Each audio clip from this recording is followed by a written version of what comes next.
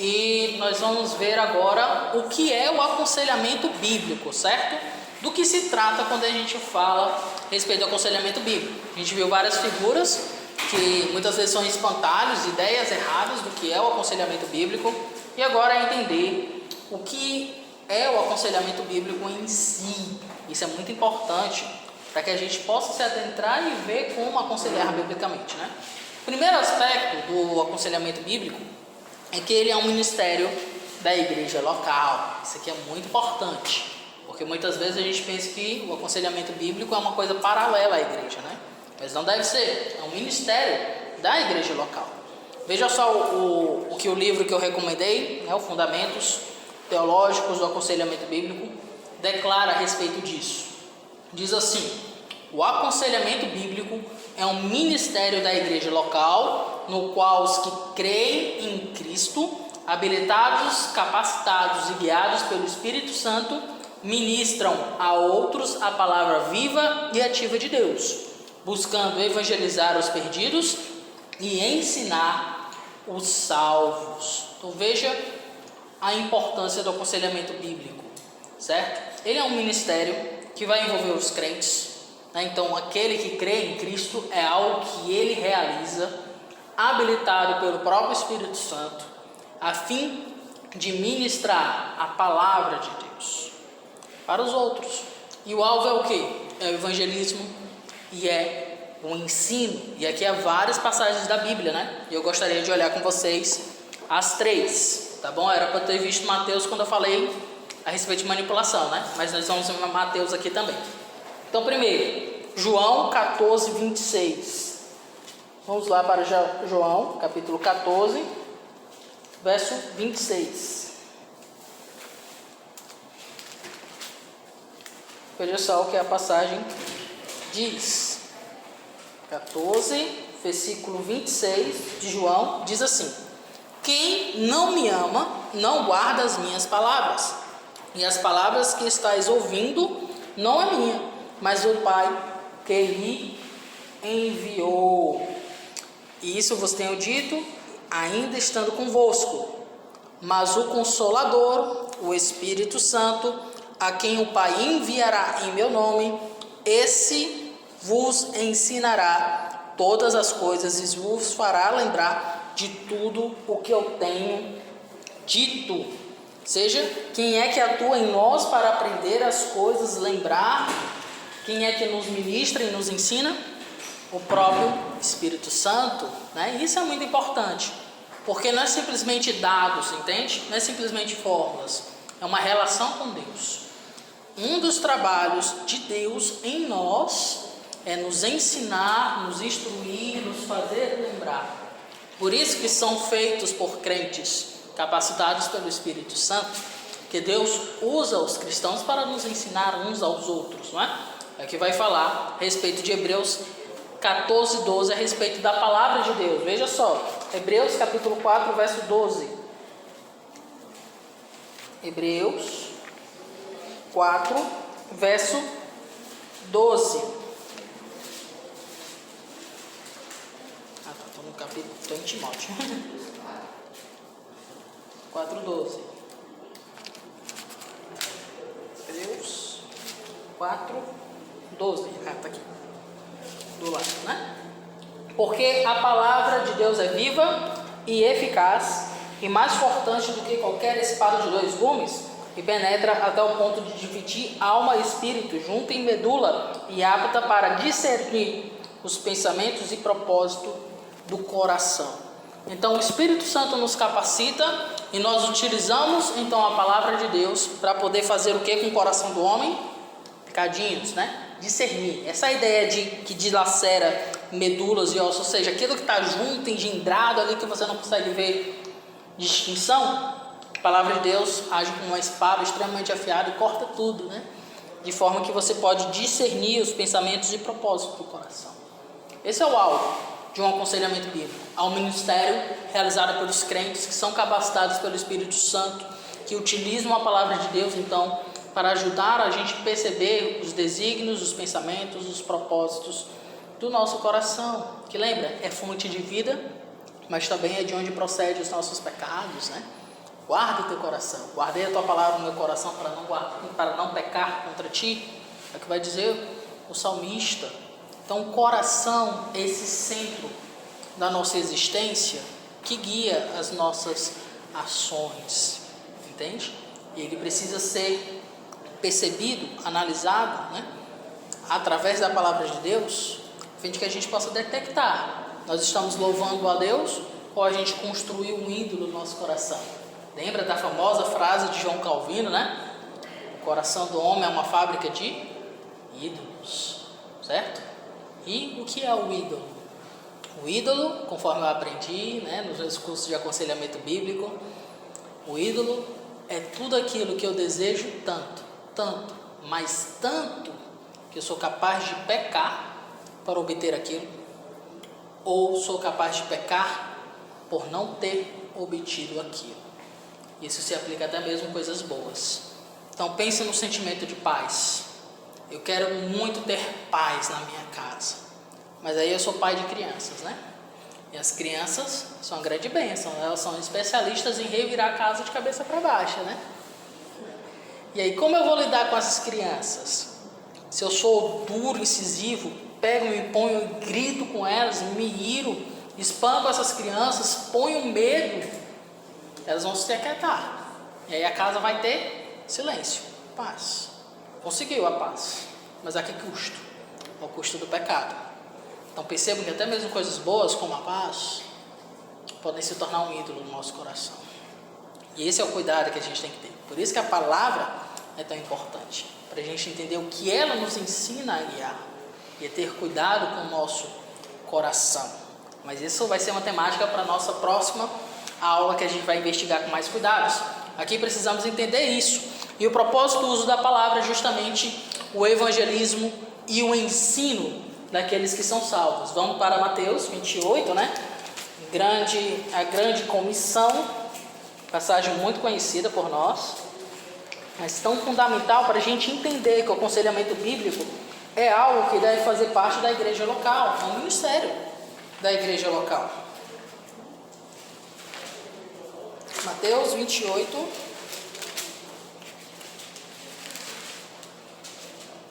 do 18 ao 20.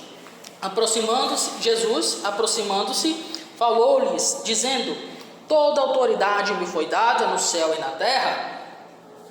Ide, portanto, fazei discípulos de todas as nações, batizando-os em nome do Pai, do Filho e do Espírito Santo, ensinando-os a guardar todas as coisas que vos tenho ordenado. E eis que estou convosco todos os dias até a consumação do século. Veja só esse comecinho do verso 20. Ensinando-os a guardar todas as coisas que vos tenho ordenado. Então envolve um ensino. Não é simplesmente pregar o evangelho ou simplesmente trazer informações de teologia sistemática. Elas são importantes, fazem parte, tá? Muitos têm criticado as teologias sistemáticas hoje em dia, mas elas são fundamentais, porque ela é o que nós cremos, né? Mas também envolve a vida prática. O ensino não é simplesmente o que eu sei, mas o que eu faço com o que eu sei. Então tem que saber e viver, né? São várias dimensões aí. São o que nós chamamos de ortodoxia, orto-reto, doxia, doutrina correta. Tenho que entender corretamente a respeito de Jesus, a respeito de Deus, a respeito das Escrituras, a respeito do Espírito Santo, a respeito dos anjos, a respeito do futuro, né?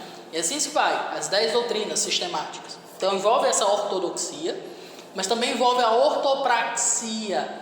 Orto, reto, praxia, prática. Né? A minha prática, como é que eu vou viver à luz disso tudo que eu ouvi? Então envolve a minha ação também. E também envolve uma outra questão, que é o que a gente chama hoje de ortopatia, né? O patos, o sentimento, as afeições religiosas, como os puritanos, né? Os nossos avós espirituais, por assim dizer, nos ensinavam. Como é que teu coração se devota a Deus diante do que você está vendo? É apenas informações frias? É apenas um bater de ponto prático? Ou teu coração está envolvido naquilo? Há um ato de adoração a Deus? Às vezes, até mesmo, a prática cristã pode virar um ídolo, porque eu faço apenas por status. Se eu faço por status e não faço para a glória de Deus, porque ele se tornou ídolo. Interessante, não é? Então tem que envolver tudo isso, guardar tudo que o Senhor ensinou, e assim a gente mostra que amamos a Ele. E Jesus não ensinou simplesmente doutrina, Jesus também ensinou devoção. Jesus orava bastante, não orava? Não é? No Getsemane, no momento mais crucial da sua vida, ele orou. E ele brigou com os discípulos, porque os discípulos não conseguiram acompanhá-lo em oração nem por uma hora. Como é que anda a nossa vida de oração? Jesus, em sua extrema angústia, não buscou um remédio em si, não buscou entretenimento, ele buscou a Deus em oração ali, por pelo menos uma hora, porque ele ainda criticou os discípulos, né? Então veja, não é simplesmente teologia no sentido frio, né? É todas essas dimensões: mente, sim; ações, sim; coração também. A nossa fé, o nosso amor, que é prático, e também a nossa esperança, que é o coração. Por que os mártires entregaram a vida deles ali no Coliseu? Porque eles sabiam que aquilo que eles criam era verdade. Porque eles viviam o amor de forma prática e por isso acabaram sendo encontrados e presos e levados para a morte. E porque a esperança deles, o coração, as afeições, estava no mundo celeste, no mundo por vir, nas promessas das Escrituras. Por isso que eles morreram alegres. Pode comentar. O aconselhamento bíblico não seria só para ensinar, não para evangelizar, no caso? Sim, mas o que você está falando a respeito de ensinar? Não, porque buscando evangelizar, você botou ali, né? Uhum. Se o aconselhamento bíblico tivesse também um alvo de evangelismo. Sim. Ele tem esse alvo também? Tem. Tanto que o primeiro passo para aconselhar alguém é evangelizar. Porque lembra, a pessoa pode ser um cristão nominal. Lembra do exemplo que eu dei quando eu estava evangelizando, sentar com as pessoas e perguntar por que Jesus morreu na cruz, ela não sabia? Entende? Principalmente na nossa cultura, que é extremamente católica, né? Então todos os católicos são crentes. Eles até podem crer em doutrinas corretas em alguns aspectos, mas outros totalmente deturpados. A soteriologia dele, a doutrina da salvação é totalmente deturpada. As devoções dele são entregues aos santos, não são entregues a Deus, né? Eles vão chamar, eu venero o santo, mas na prática ele está gastando horas e horas e horas e horas dos dias repetindo palavras vazias para uma estátua, né? Porque eu não sou digno de ir em direção a Deus, mas Cristo te tornou digno no nome de Deus. Não, mas eu vou pedir à mãe, que a mãe convence o filho. Olha, a marmota, né? Antibíblica total. Não é? Não tem nada na Bíblia disso. Mas eles transformam isso, porque o filho que sempre quer agradar a mãe. Não conhece o coração pecaminoso do homem, né? Às vezes o filho agrada, mas às vezes tem intenção por trás, né? As mães sabem, quando o filho chega, os pais também, né? E diz assim, mãe, pai, né? A gente sabe que quer algo, né? Já diz logo o que foi, o que é que tu quer, né? Então não é bem assim. Então, o primeiro alvo é o evangelismo. Por isso que é um ministério. Entende? Só que ele abrange maior, né? Um aspecto maior. É o que a gente chama de discipulado. Mas só que o discipulado, muitas vezes a gente reduziu ele a simplesmente trazer as informações, né? Sistemáticas da vida. Não, como é que você ora, como é que você lê a Bíblia, como é que você tem que crer a respeito dessa doutrina, que está certo, tem que fazer isso mesmo. Mas muitas vezes a pessoa precisa ter ajuda nos conflitos da alma dela. E aí o aconselhamento bíblico também é usado para isso. Entende? E por isso que o segundo ponto, então, continuando, só ver, alguém queria comentar mais sobre isso? Só complementando também, porque o evangelismo ele é contínuo, né? Então, por exemplo, nós que acreditamos no Senhor e temos uma vida devocional, nós também precisamos ser evangelizados diariamente, né? No momento de sofrimento, às vezes a gente se esquece de algumas verdades de Cristo e elas precisam ser asseveradas na nossa mente continuamente. Então, o evangelismo é para sempre, assim, a gente sempre tem que estar retomando as verdades de Cristo na nossa mente, tendo os mandamentos dele no nosso coração. Então, é sempre. Não é que eu paralisei, não preciso mais ser evangelizado, né? Às vezes a gente esquece algumas coisas e aí a gente precisa ser lembrado, a palavra de Deus ela nos renova cada dia. Exato. Então, o discipulado também é isso, o aconselhamento também é isso. Mas Lembrar das verdades. Muito bom, vai notar. Consegui responder a tua pergunta? Acabei de ser evangelizada agora. Eu estava fazendo coisas que... Quando ele comentou sobre isso, você começou a falar, eu pensei, né? Realmente é o que você está fazendo mesmo. Somos evangelizados constantemente. E hoje eu tive um ensinamento, um grande proveito, né? Sobre ídolos. Eu não vejo para esse maneiro, você me alertou agora. Né? Que agora eu vou procurar trabalhar isso na minha vida, né? Ótimo. E a gente vai analisar isso nas outras aulas, viu? Aqui é só o gostinho. Bom, né? Da coisa, né? Você quer fazer algo bom, você quer tanto, que acaba virando um ídolo, né? E chamou minha atenção isso daí, né? Que eu vou até levar para mim isso daí, vou procurar me tornar esse meu erro que eu estou cometendo. Eu gosto muito dessa definição que ajuda a gente a analisar muito bem a nossa vida, né? Será que eu estou querendo tanto isso ao ponto de pecar? Isso nos ajuda a perceber, né? Muito bom. E por isso que o outro aspecto fundamental do aconselhamento bíblico é o que nós chamamos de suficiência das Escrituras. E por isso que os conselheiros bíblicos têm muito pés atrás quando a gente fala de psicologia. Porque eles buscam outros métodos que não é o da Bíblia, né? Veja só o que a gente vê a respeito da suficiência das Escrituras. O aconselhamento bíblico está baseado na convicção de que as Escrituras são suficientes para a tarefa de aconselhar e superiores a qualquer outro material que o mundo tenha para oferecer. Isso aqui é muito importante, porque muitas vezes no ato de aconselhar, às vezes nós queremos buscar outros métodos, como se a palavra de Deus não bastasse, ou não fosse suficiente para ajudar a direcionar a vida da pessoa. Então, às vezes a gente busca algumas coisas da ciência, algumas coisas da tradição, né, algumas coisas da cultura popular, tipo aquelas receitas caseiras, para quem está passando de algum mal, né? Você tem, né? A gente está mal de alguma coisa, não, rapaz, se você pegar o galho, não sei, da joá, misturar e tal, você vai ficar bonzinho. E eu não estou criticando isso, tá? Muito remédio natural realmente é maravilhoso, né? Assim como buscar um auxílio da ciência para uma doença, um conhecimento da nossa tradição para evitar certos males, né? Tudo isso vai ter o seu valor, mas qual o problema? Tudo isso tem que estar debaixo das Escrituras. Ela é suficiente na função de aconselhar e superior a qualquer outro material. Todos eles podem nos dar um certo auxílio em alguma questão. Organizar como que vai ser feito esse aconselhamento, né? Tudo mais, algumas dicas e tudo mais. Mas a palavra em si, é ela que tem que estar centralizada. Por isso que se chama aconselhamento bíblico. Não é aconselhamento batista regular, não é aconselhamento cultural, né? Das receitas dos antigos, nem é aconselhamento científico, é aconselhamento bíblico. Veja só o que diz 2 Pedro, foi o que eu marquei aí, 2 Pedro, verso 3 e verso 4.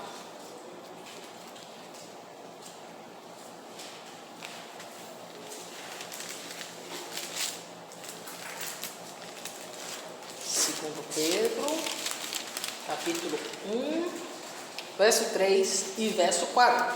Diz assim: visto como pelo seu divino poder nos têm sido doadas todas as coisas que conduzem à vida e à piedade, pelo conhecimento completo daquele que nos chamou para a sua própria glória e virtude, pelas quais nos têm sido doadas as suas preciosas e muito grandes promessas, para que por ela vos torneis coparticipantes da natureza divina, livrando-vos da corrupção e das paixões que há no mundo. E aí ele continua. Mas veja só o que ele está falando, né? De tudo isso que a gente recebeu. Para quê? Livrando-nos da compaixão, das paixões que há no mundo. Essa é a função da palavra de Deus. Nos ajudar a se livrar dessas paixões que nos corrompem, essas paixões corruptas nessa questão que há no mundo. Como a gente viu em Timóteo, eu botei até ali, né? Mas a gente já leu. Ela é inspirada por Deus para capacitar o homem para toda boa obra, mas também para nos livrar de toda corrupção, das paixões que há no mundo. Veja Tiago, capítulo 4, verso 4 também. Tiago 4, 4. Diz assim: infiéis, não compreendeis que a amizade do mundo é inimiga de Deus? Aquele, pois, que quiser ser amigo do mundo, constitui-se inimigo de Deus. É por isso que a gente não busca necessariamente o material que o mundo tenha para oferecer. Claro que a gente guarda aquele princípio ensinado por nós, pelos primeiros cristãos, de que toda a verdade é a verdade de Deus. E aí sim a gente vai aprender algo, mas a verdade principal está aqui, entende? A gente não pode pegar a verdade do mundo para modificar a verdade da Bíblia, né? É a verdade da Bíblia em primeiro lugar. Por quê? Porque no fim a gente vai estar fazendo amizade com o mundo. Se a gente faz amizade com o mundo, a gente vai acabar permitindo se compor pelas paixões do mundo e vai acabar se tornando inimigos de Deus. Por isso que as Escrituras e o que a gente recebe dela, de tudo que Cristo nos ensinou e passou até nós, é o que nos capacita realmente para aconselhar. E é por isso que é aconselhamento bíblico. Quando a gente bota outras coisas em prioridade, acima da Bíblia, isso gera um problema. Por isso que o aconselhamento tem que ser bíblico. A nossa função, como irmãos em Cristo, ao direcionar alguém, é buscar os que as Escrituras indicam. Isso é importante, tá, irmãos? Porque eu lembro de até minha esposa mostrou, né, de posts assim, interessantes, né? Dizia assim, olha, 10 coisas que você não deve fazer com alguém que está sofrendo. Aí vai dar várias dicas, olha, não diga isso, não diga isso, não diga isso. Eu olhei assim, realmente são princípios sensatos e interessantes, mas eu senti uma falta aí muito grande. Do quê? Referência bíblica. Não tinha. Entende? Então a gente tem que ter cuidado, porque há muito material cristão que pode nos trazer boas orientações e até orientações corretas, mas muitas vezes falta fundamento bíblico. Esse é o diferencial do aconselhamento bíblico. Quando eu vou aconselhar alguém, eu busco olhar o que a palavra diz. E esse deve ser o nosso esforço. Por quê? Porque o grande risco que eu vou fazer ao sair das Escrituras é aceitar algo que é próprio somente da tradição, ou simplesmente do consenso científico, ou simplesmente de um costume cultural. Entende? E a gente precisa estar acima disso. Que as Escrituras é a prioridade. E qual é o nosso grande desafio hoje? Leitura bíblica. Lembra do pastor cobrando, né? Meus irmãos, vamos ler a Bíblia toda, no ano todo, né? Leia a Bíblia todo dia, ore todo dia. E às vezes a gente vive vidas tão corridas que a gente não se atenta para o básico. Então, se a gente não conhece nem as Escrituras, como é que a gente vai aconselhar alguém biblicamente? Veja a responsabilidade que a gente tem. Não é? Perceba que isso, principalmente a grande comissão, né, foi falado para todos os cristãos. Não somente os apóstolos, os pastores, né? Não, todos nós temos essa responsabilidade, ok? É claro, né, os pastores vão ter um peso maior, porque eles são vocacionados para aquilo. O dom deles é voltado para isso, né? Para a vida do cuidado da comunidade. Mas todos nós, de uma certa forma, pastoreamos uns aos outros. Um outro elemento do aconselhamento bíblico é esse, né? Confronta pecados. Diferente do que o conselho do mundo vai trazer, que é aceitar os pecados, né? Nós, na verdade, vamos dizer, olha, isso que você está fazendo é pecado. Nem sempre vai ser agradável, né? Ouvir. Ninguém gosta de ouvir que está errado, né? Veja a continuidade do livro a respeito disso. Os conselheiros bíblicos compreendem a importância do pecado, não como algo positivo, mas falar sobre o pecado, ok? A importância do pecado. E após uma autoconfrontação, ou seja, de se olhar para si, né, para tirar o argueiro do olho, certo? É isso que está em Mateus 7. Confrontam amorosamente aqueles que estão em pecado e os chamam ao arrependimento. Veja só o que diz Romanos 3, 23.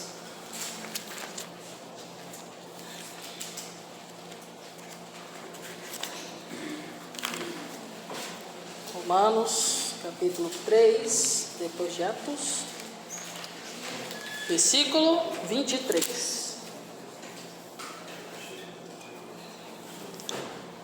Pois todos pecaram e carecem da glória de Deus. Isso é um dado da realidade. Todos nós carecemos da glória de Deus. Aqueles que se converteram encontraram a glória de Deus. Mas devemos crescer, né? Por isso que o alvo do aconselhamento bíblico é a santificação. Certo? É ser santo assim como Ele é santo. Isso é santificação. É crescer nessa glória que Deus nos conferiu, que é justamente a salvação, a redenção. Veja o capítulo 6, verso 23 também. Porque o salário do pecado é a morte, mas o dom gratuito de Deus é a vida eterna em Cristo Jesus, nosso Senhor. Então, a gente não pode ignorar a realidade do pecado presente em nós, né? Presente no nosso meio. E aí, segundo Timóteo também, sobre o trato do aconselhamento, a ideia não é ser aquele pastor do cajado, que você fala, né? Que só dá cajadada, ou seja, exorta sem amor nenhum. Veja só como deve ser a exortação em 2 Timóteo, capítulo 2, 24 a 26. 2 Timóteo, capítulo 2, 24 a 26. Ora, é necessário que o servo do Senhor não viva a contender, e sim deve ser brando para com todos, apto para instruir, paciente, discipulando com mansidão os que se opõem, na expectativa de que Deus lhes conceda não só o arrependimento para conhecerem plenamente a verdade, mas também o retorno à sensatez, livrando-se eles dos laços do diabo, tendo sido feitos cativos por ele para cumprirem a sua vontade.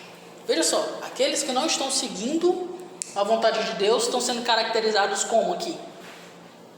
Alguém que está livre, leve e solto, ou alguém que está preso, amarrado, né? Pelo laço do diabo, não é isso? Para fazer a sua vontade. Então é esse o cuidado que a gente tem que ter. Então a gente trabalha para exortar a respeito do pecado, não é porque você é um pecador miserável, não, mas é porque a pessoa está nesse estado aqui.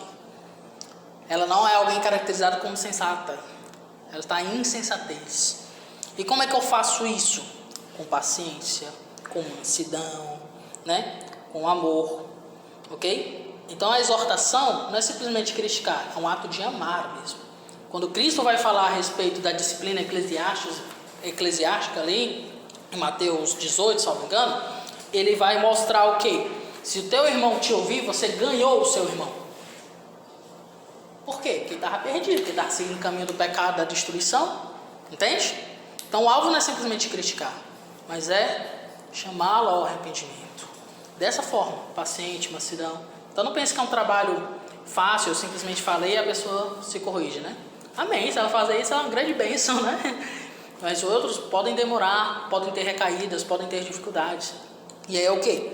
Paciência, amor, persistência, em aconselhar, estar junto, ok? É isso que devemos ter. Isso faz parte também, e a gente não ignora a realidade do pecado. Um outro aspecto, não foi? Foi. Também envolve servir, amar, encorajar e ajudar, né? Tem que ser brother, né? Assim, tem que ser dessa forma aí. Diz assim, os conselheiros bíblicos entendem que as pessoas neste mundo caído podem enfrentar crises significativas que não são consequências diretas do pecado. Ou seja, existem crises que a gente passa na vida que não é fruto do pecado. O caso famoso aí citado é Jó 1,12. Lembra? Já pediu para aperrear a vida de Jó e Deus deixou, olha só, né? A gente fica assim, como assim, Senhor? Mas isso significa o quê? Qual é o grande ensinamento? Existem desgraças que sobrevêm à nossa vida que não é fruto necessariamente do pecado, entende? Por isso que a gente não pode tratar o aconselhamento bíblico como aquela espécie de magia cristã que resolve todos os problemas, entende? Por isso que eu botei aquilo lá, né? Quando for esse o caso, os conselheiros bíblicos, de maneira voluntária e paciente, caminham ao lado dessas pessoas e servem, amam, encorajam e ajudam. Vamos ver aí 1 Tessalonicenses 5,14. 1 Tessalonicenses 5,14. Diz assim: exortando-vos também, irmãos, a que admoesteis os insubmissos, consoleis os desanimados, ampareis os fracos e sejais longânimos para com Todos. Veja vários elementos aqui, né? Renderia um estudo. Mas os que são insubmissos devem ser o quê? Admoestados, né? Acorda o homem para a vida. Consolar o quê? Os desanimados, os que estão sofrendo. Né? Não, cara, eu estou junto aqui contigo. Né? Eu não consigo entender a profundidade da sua dor, mas estou aqui do teu lado. O que eu posso fazer para te ajudar? Daqui. Né? Sabe como foi que Deus cuidou de Elias, né? Deu comida ali para ele, deixou ele dormir. Diz, vamos, levanta, vem aqui, né? Então, consolo também envolve amparar os fracos que estão com forças, né? Sem forças. E ser longânimo, paciente para com todos, porque nem todo mundo age tão rápido como você. Alguns são mais rápidos que você e outros são mais lentos, né? As pessoas são diferentes, complexas. Entende? Vamos ver que o primeiro... 12 é muito longo, então não vou ler 1 Coríntios 12. Mas aqui fala a respeito de alguns dons que Deus dá. Um deles é a da misericórdia, da hospitalidade, certo? A administração. Então Deus nos dá dons para nos ajudar nessas áreas. Né? Tem pessoas que precisam organizar a vida, certo? Que realmente não cresceram, não ganharam estrutura, né? Disso. Tem pessoas que precisam ser acolhidas em casa e receber alguma ajuda ali, algum alimento, alguma orientação nesse aspecto. E assim vai, a misericórdia, né? Precisam ser tratadas com bandura, porque o caso dela é muito mais complexo. Às vezes a gente resume tudo assim: você está em pecado por conta disso, pronto, mude. Calma, às vezes tem toda uma dimensão por trás. É o que a gente vai ver quando a gente for estudar um pouco mais sobre ídolos do coração. Que o pecado, na verdade, é uma manifestação do seu ídolo do coração.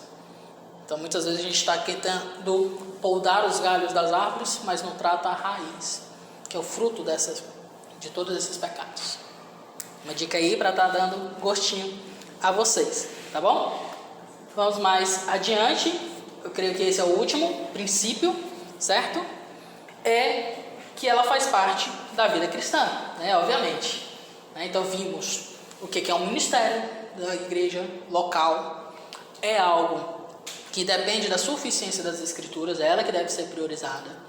Vimos também que envolve a confrontação de pecado, né? Envolve servir aqueles que estão passando por dificuldades que não é oriundo do pecado. E também é algo que é óbvio, entendendo isso, faz parte da vida cristã. Todos os cristãos devem aprender a ministrar a palavra de Deus e devem fazê-lo com ousadia no contexto da igreja local. Os conselheiros bíblicos são motivados pela paixão de Cristo e em obediência aos seus mandamentos. Procuram ser sal e luz de tal forma que os outros vejam as suas boas obras e glorifiquem ao seu Pai Celestial. Certo? Aqui também tinha um outro detalhe, mas deu para colocar no slide, né? Que ele fala que o aconselhamento bíblico ele deve ser feito tanto de forma formal como informal. Isso aqui é importante, porque às vezes a gente quer achatar o aconselhamento bíblico simplesmente ao gabinete pastoral ou ao gabinete dos conselheiros bíblicos, né? Não, tá aqui, essa pessoa que fez os cursos de aconselhamento bíblico é a pessoa capacitada para tal, então ela vai ter a salinha dela e você marca um horário, preenche um formulário e aí sim você se aconselha, né? Isso é uma fórmula muito americana, sistematizada e burocrática de tratar com a questão, que pode ser feita aqui, tem seu efeito positivo, mas também pode ser feito de forma informal. O discipulado é a grande chave para isso, por exemplo. Não simplesmente de levar doutrinas para aquela pessoa, mas perguntar como é que está a tua vida. Tem conseguido orar todo dia? Está lendo a Bíblia em dia? Como é que está a relação com seus pais? Né? Isso também envolve o aconselhamento bíblico. Então veja, os conselheiros são motivados pela paixão de Cristo. Vamos ler 2 Coríntios 5, 14 e 15. 2 Coríntios, capítulo 5,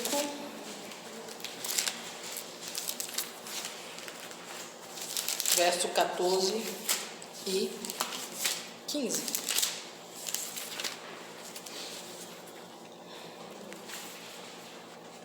Diz assim: pois o amor de Cristo nos constrange, julgando nós isso. Um morreu por todos, logo todos morreram. E ele morreu por todos, para que os que vivem, não vivam mais para si mesmos, mas para aquele que por eles morreu e ressuscitou. Esse é o nosso alvo. Viver por ele, por aquele que morreu por nós, e portanto nós todos morremos também. Então nós não vivemos mais para si, mas por ele. E a forma de viver por ele é como? Amando o próximo. Lembra os 2 mandamentos de Cristo? Amarás, pois, o Senhor teu Deus de toda a tua mente, de toda a tua força, de toda a tua alma, de todo o teu coração. E, semelhantemente, amarás o próximo como a ti mesmo. Semelhantemente, de forma parecida, embasando naquilo, certo? O que Cristo nos ensinou não foi a regra de ouro, que alguns citam aí fora do contexto cristão, né? A regra de ouro é assim: faça aos outros aquilo que você gostaria que fosse feito com você. Ou seja, o paradigma para eu amar ali é o próprio eu. Entende? É o próprio eu. Só que eu sempre sou pecaminoso, sempre tem coisas que eu quero e que não quero que faça comigo. E aí eu adapto para fazer qualquer coisa. O paradigma aqui é o amor a Deus. Da forma semelhante que você ama a Deus, você deve amar o próximo, como você já se ama. Essa é a ideia. Por isso que a gente é motivados pela compaixão de Cristo a amar os outros. Fazer discipulado não é fácil. É gostoso, mas não é fácil. Requer tempo, requer material. Às vezes você vai ter que abrir sua casa, vai ter que amar aquela pessoa, vai ter que aceitar. É quase adotar, né? Tanto que alguns falam, né? Ah, isso aqui é minha filha da fé, né? Isso aqui é minha mãe da fé, né? Alguns falam isso, né? Porque realmente é comunhão. E para a nossa sociedade hoje extremamente individualista, é um grande desafio. Por isso que eu disse que é uma disciplina tão necessária para nós hoje. Porque a gente é acostumado a viver numa cultura extremamente individualista. Né? Eu moro em umas casinhas, um residencial, e eu não conheço os nomes dos meus vizinhos. Por quê? Porque já é próprio da nossa cultura. É estranho, né? Eu lembro dos filmes americanos antigamente que eu assistia. Aí quando chegava um novo morador, o que o pessoal fazia? Ia lá na porta da pessoa, batia e dava uma comida para ela. Olha, seja muito bem-vindo. Na nossa cultura não existe isso mais, né? E aí a gente perde esse aspecto que faz parte da vida cristã, certo? O slide aí fechou, né? Mas eu tenho aqui marcadinho, ó. Fui baseado no livro. Ele vai dizer: em obediência aos seus mandamentos, como a gente já leu, né? Aqueles que me amam me obedecem, procuram ser sal e luz de tal forma que os outros vejam as suas boas obras e glorifiquem o seu Pai Celestial. Vamos finalizar então lendo Mateus 5:16. Mateus capítulo 5:16.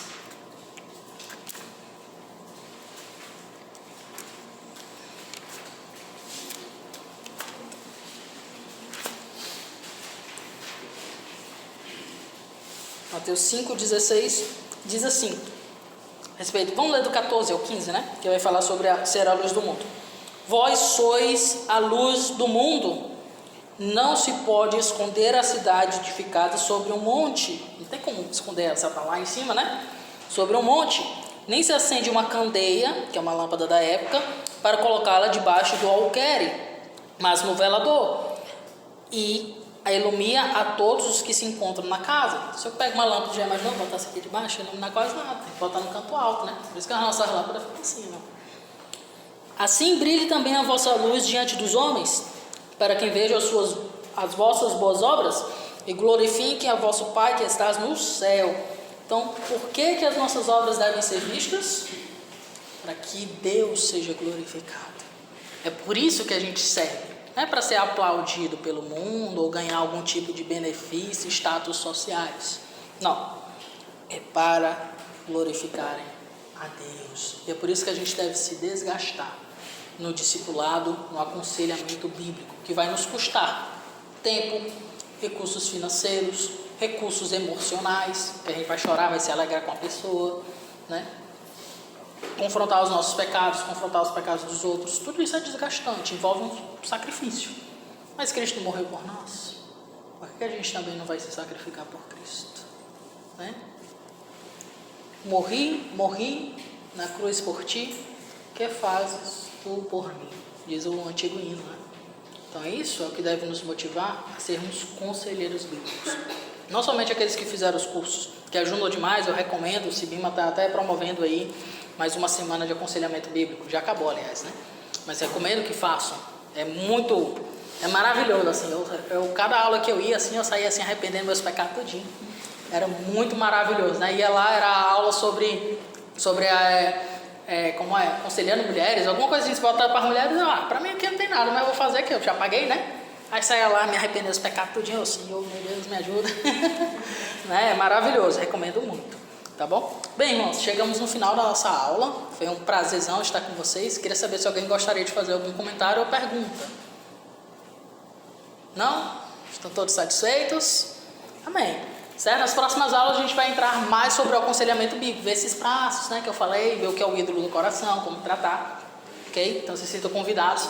Daqui a 15 dias eu acho que vai ser a próxima, né, André? Amém. Vamos então orar para agradecer nosso bom Deus por este momento de aprendizado. Senhor amado Deus, eu quero te louvar e te agradecer por este sábado de manhã em que nós nos reunimos para ouvir um pouco o que tua palavra tem a nos dizer sobre o ato de recorrer a ela para aconselhar uns aos outros. Obrigado, Pai, por esse ensinamento, esse tempo rico aqui entre nós. Te peço que o Senhor possa estar abençoando a mente de cada irmão para estarem observando desse material ou consultando depois o material que desejamos disponibilizar, a fim de que eles possam crescer nesse ministério e serem estimulados a amar os irmãos de sua igreja local, a buscarem ajuda quando necessitarem, a fim de que teu nome seja glorificado no nosso meio, Senhor. Que possamos te adorar e ter uma devoção firme e forte, que busque o engrandecimento do teu nome, que busque espalhar a mensagem do teu reino a todos os povos. Nos leva em tua paz para as nossas casas, nossos afazeres, que bendito seja o teu nome sempre em nosso meio. É a nossa oração e agradecimento. No nome de Cristo, amém.